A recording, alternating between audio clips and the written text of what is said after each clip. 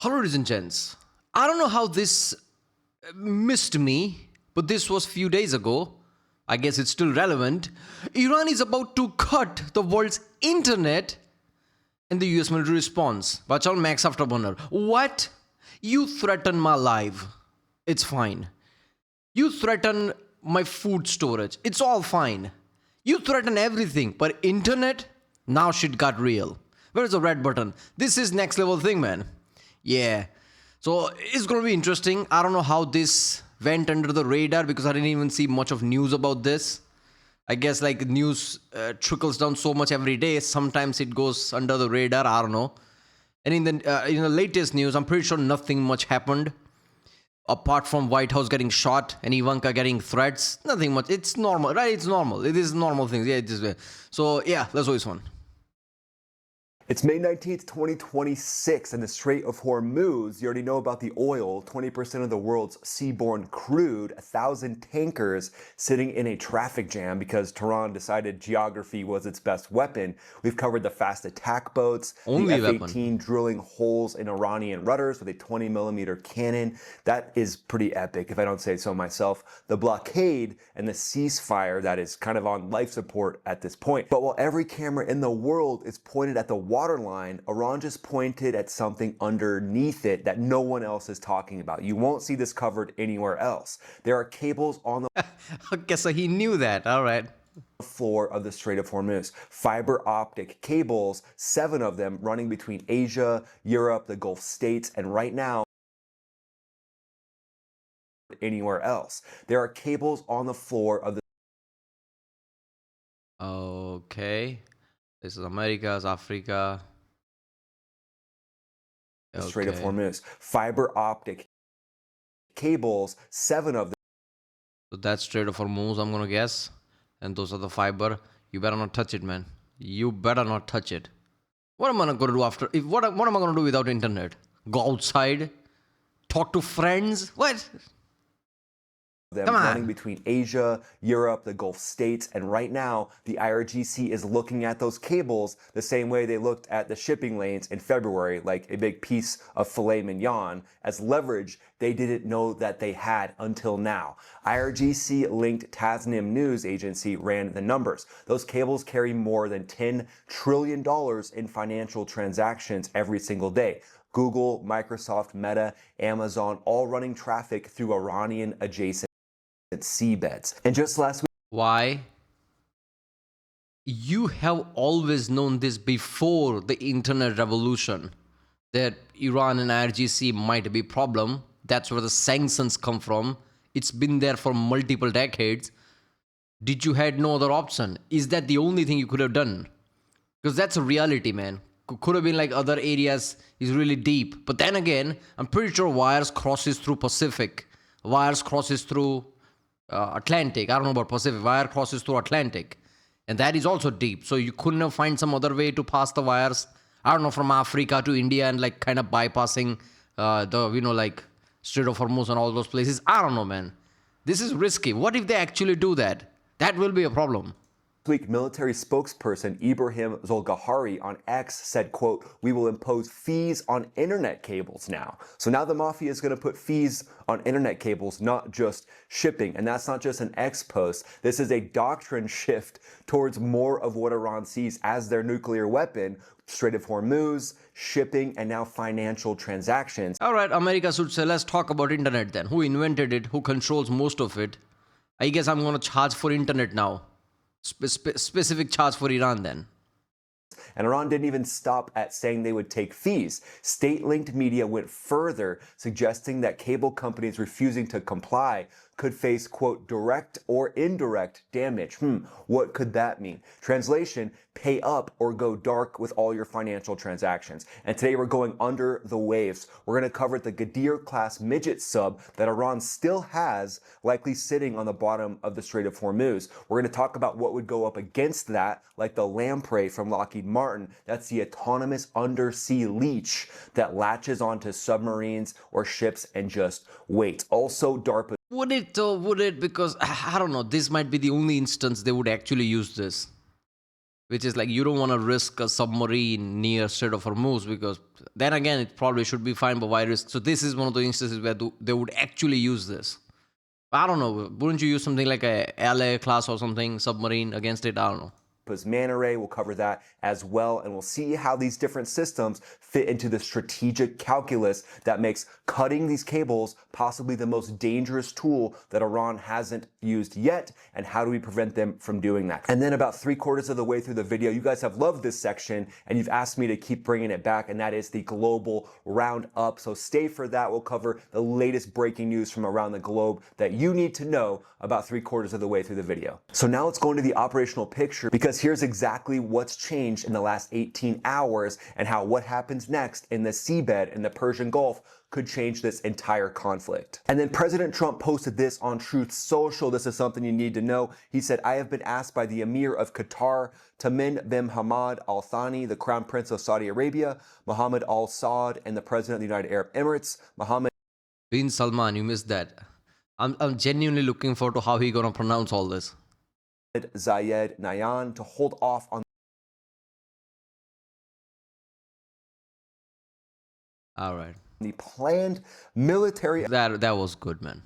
I was genuinely expecting something bad pronunciation, but that was good. attack of the Islamic Republic of Iran, which was scheduled for tomorrow, that would have been today, in that serious negotiations are now taking place, and that in their opinion, as the great leaders and allies, a deal will be made, which will be very acceptable to the United States of America, as well as the countries in the Middle East and beyond. And he goes on to say the deal will include, importantly, no nuclear weapons for Iran. So basically, the U.S. is calling off the strikes for now, but President Trump does go on to say that the U.S. military is locked and loaded should those talks break down. But we've seen this happen a couple different times.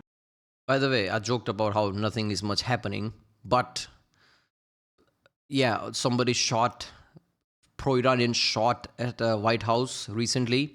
They also threatened Ivanka Trump.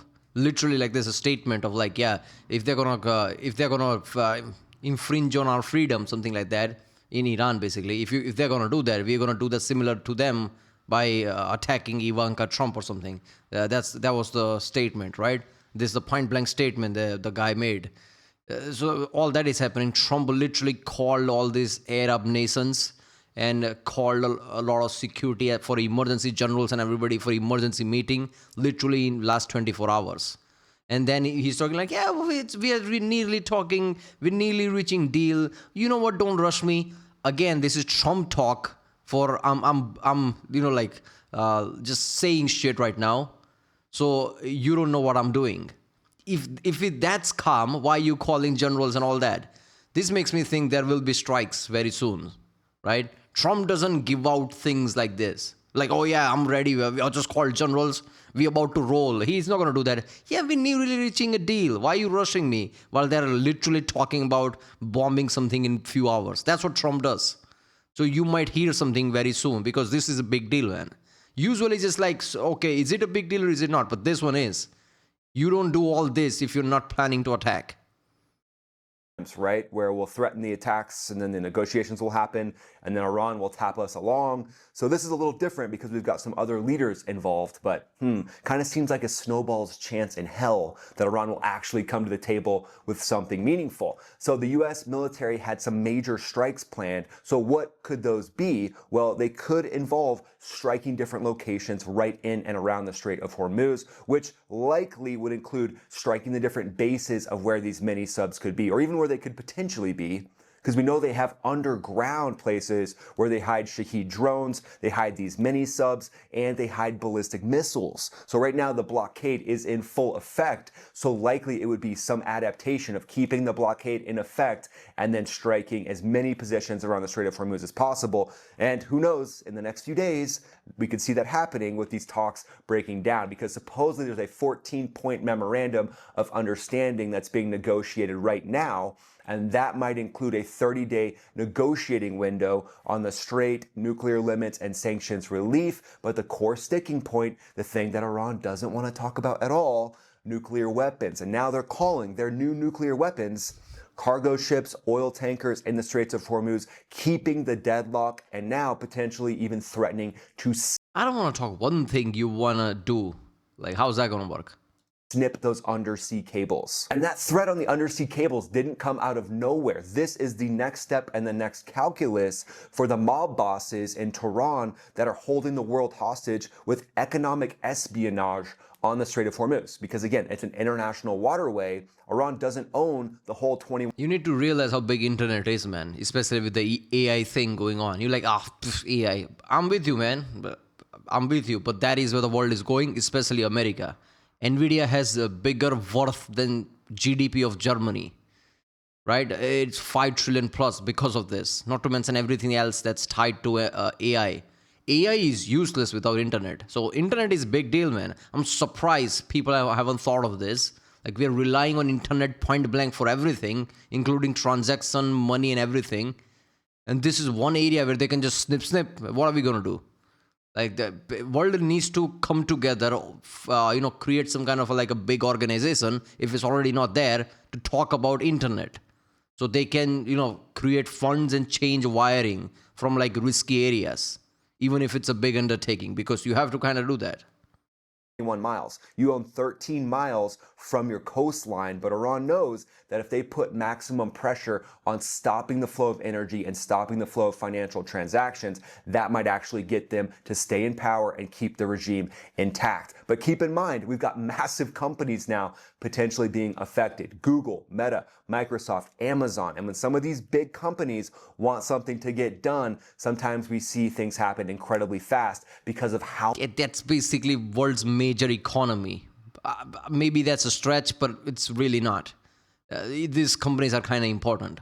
How much money is involved. And then Iranian spokesperson Zov Gagari declared, we will impose fees on internet cables, and basically holding that revolver to the gun of international... Why Strait of Hormuz? I don't know, man. There was no... You couldn't have put pipeline here. You don't even need to dig tunnels like you need to do for ships. You could have put up pipelines here that completely bypass Strait of Hormuz. I guess they're like, we'll worry about it later. I guess when they put the wires there, internet wasn't that important. I don't know. Financial transactions. But the U.S. military has a little something to say about that. But before we get into the U.S. response, remember, we got to know the enemy. Like Sun Tzu says, know the enemy, know yourself, and you'll never lose 100 battles. So let's know this enemy, specifically the fast attack boats that we've talked about. I like how when I said like bomb the whole patch of Strait of Hormuz, so there are no mines there. None of you ever said like, what about the internet cable? Don't look at me. I don't know anything. You should have told me. Yeah. You're the expert. You should have told me that there are internet cables. You can't bomb it. Yeah.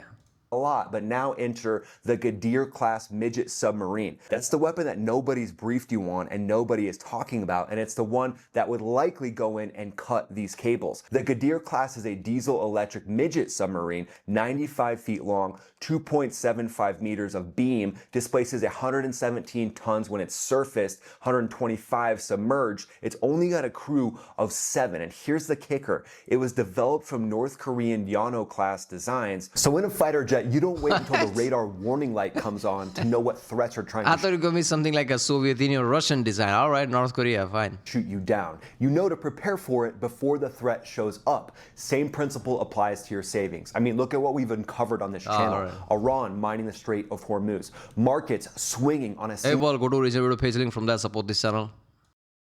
Clear a call today. Iran bought at least one of those North Korean subs from Pyongyang in the early 2000s and then indigenously produced their own fleet. Iran stealing technology. We never saw that one coming. It's almost like they're pulling some notes out. Did they talk to North Korea? Like, yeah, we're buying a sub for you, one, but then we're going to reverse engineer it. Or they just like, screw you, I'm doing it. What you going to do? Is that what happened? China's playbook. Weird. But before this war, Iran had somewhere between 16 and 23 of them. U.S. assessments suggest they may have lost approximately a dozen so far during 2026 operations, which still leaves, let's say, roughly 10 or so of these at the conservative end potentially operational. All of them are likely assigned to the Southern Fleet at Bandar Abbas Port, 5 minutes from the Strait of Hormuz. And here's some ways those subs are actually dangerous and why that carrier strike group has to keep a very tight grip on those subs and know where they are at all times. Those so we are know that the subs. Strait of Hormuz is somewhere between 30 to 60 meters deep across most of its operational area. That's perfect for the Gadir because with a small submarine like that, the sonar performance systems can be operational and work. They're not going to work in deeper waters because that sub doesn't quite have that capability. And here's the weapons loadout that it has. Again, I don't understand. Like, you know where the port is. You targeted thousands of targets. Why didn't you just blow that port up? I know it's very easier said than done, like blowing something up at this scale. But I don't know. You have the munitions, right? You have something like a Moab or something. Maybe you didn't want to use that for whatever reason. I don't know. Wouldn't have that send a message like, look at that shit. Look at this. Look at that mushroom cloud. Non-nuclear mushroom cloud. We just blew your military port up. Why didn't you do that, man? Two 533 millimeter torpedo tubes capable of firing the Valfajir torpedo. That's a torpedo that travels on a bubble of air at speeds that make evasion relatively impossible at close ranges. The Gadir has also demonstrated the ability to launch the JASC-2 underwater fired anti-ship cruise missile with claimed ranges of 100 nautical miles. Yeah, What? I don't know about that, but that's what Iran is claiming. What? It can also lay mines and it can deploy combat divers. Special operations. Where was it when LA class blew up one of your frigates? Was it a corvette? I don't care. Near Sri Lanka. Where was that 100-mile cruise missile then? IRGC Navy types whose mission could be to go out and manually cut these cables with equipment that basically fits in a dive bag. Former Iranian Navy Commander Rear Admiral Hossein Kazadi called the Gadir, quote, capable of doing what the U-boats did in World War II. Royal Navy Commander Ryan Ramsey, who captained the nuclear sub HMS Turbulent in the Persian Gulf, said, I'm quoting here, the Gadir class are tiny submarines but have enough torpedoes to sink a couple of ships. So the enemy is not nothing. The structural vulnerability of that thing, though, is that the Gadir is significantly noisier. Dude, tank from World War I, it's still a tank. So if you don't do something about it, if it goes undetected, it's still a tank. Than modern submarines. Cruise experiences on them are limited, and Iran has not historically run any submarines in deeper waters. But it's pretty fair at this point that we can say Iran's mini subs are long, hard, and full of Iranian seamen. That thing's got 7 crews, 2 torpedoes. Of every joke he made, somehow that landed the most. And 95 feet of North Korean engineering. It's small, so at this point, size is its limitation, and it's pretty clear that this is the hardest thing that Iran has to offer. So before we get to the US systems that would take this on, like the advanced lamprey undersea leech, let's get to the global roundup section and let's cover a few hard-hitting stories that you need to know. The first one, China's NATO satellite espionage blitz is taking place right now. So while every camera is on the Strait of Hormuz, Beijing is running a full-court espionage operation against every NATO ally simultaneously. 2 Chinese agents were just caught setting up interception equipment near a French Starlink ground station going after military satellite communications. Norwegian authorities arrested a Chinese national in May for attempting to steal sensitive satellite data. The NSA, National Security Agency for you acronym lovers, and 19 international partner agencies released a joint All of these Chinese nationals, Chinese resident, whatever you want to call it, gets caught, and what, nobody brings that up against Xi Jinping? Chinese nationals got caught stealing F-35 documents from Lockheed Martin, from Canada, if I remember correctly, hacked from there or something. I don't know. So they actually got caught. Why is nobody going to Xi Jinping? Well, I don't know about that. Is that what's happening? Oh, these are not, like, we don't acknowledge them. Is that what's happening? And even at that point, Trump would say, what do you think, I'm stupid? Like, Trump is actually only guy I know at the presidential level or at that high level who point blank says things to people's face. It still blows my mind, all that interaction between Ukrainian president and Trump on TV. Have you said thank you yet? And just like the way like Trump point blank says there's things on people's faces. Why is he not going to, like Xi Jinping and on camera, like, what about these people? Why'd you do that? Xi Jinping like, I don't know what you're talking about. Like, oh, okay, I'm not stupid, man. Come on. He should say something like that. I'm pretty sure nothing's going to come out of it. But it's one thing he should do in front of camera. Because all these things happens and like nobody talks about it. Nobody brings it up. Advisory warning the Chinese Ministry of State They're warning the Chinese Ministry of State. They're like, stop spying, please. We see what you're doing. They warned that Chinese-linked hackers have been systematically targeting consumer devices to access adversary military networks since 2021 through devices. China is picking NATO's digital locks while publicly positioning itself as a peacemaker on Iran. Different theater, same playbook. It's almost like China is the zebra with its stripes, and there's no chance of it changing its stripes. And in the next story, a Taiwanese F-16 went down during training off of Hualien, spotlighting the brutal operational tempo right now that Taiwan's Air Force is running. Hard-line training going on right now. Simultaneously, People's Liberation Army Air Force from China aircraft. I would have said that won't mean much. I would have said like there is no way in hell Taiwan's gonna do anything about China. But after Ukraine-Russia thing, I mean, I get it. China is not Russia, but Taiwan is not Ukraine. Taiwan has money, and they have building up equipment for a long time now. So, and USA relying on Taiwan a lot. USA relying on Taiwan, world relying on Taiwan because world relies on USA, whatever. So, US is not going to let Taiwan go. Ukraine was just a help. Taiwan is basically like a US state at this point. US is not going to let that happen. So, yeah, if China does decide to attack Taiwan, it might be similar situation like Russia-Ukraine, where China might get a very bad realization like it's not so easy.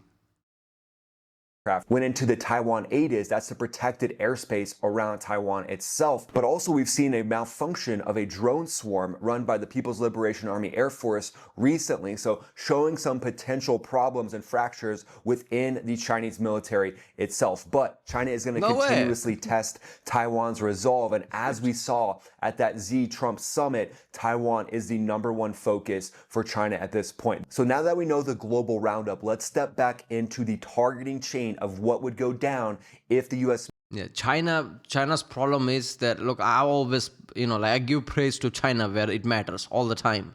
I've said this in the past, so don't think of this you're biased or whatever. You're probably going to say that anyway. But there are a million videos, of shit going wrong in China somehow every single time. Sinkholes opening, point blank where trucks go in. How many of that you've seen from India? India is not comparable to China when it comes to technology and money. And yet, that shit doesn't happen in India, but somehow happens in China.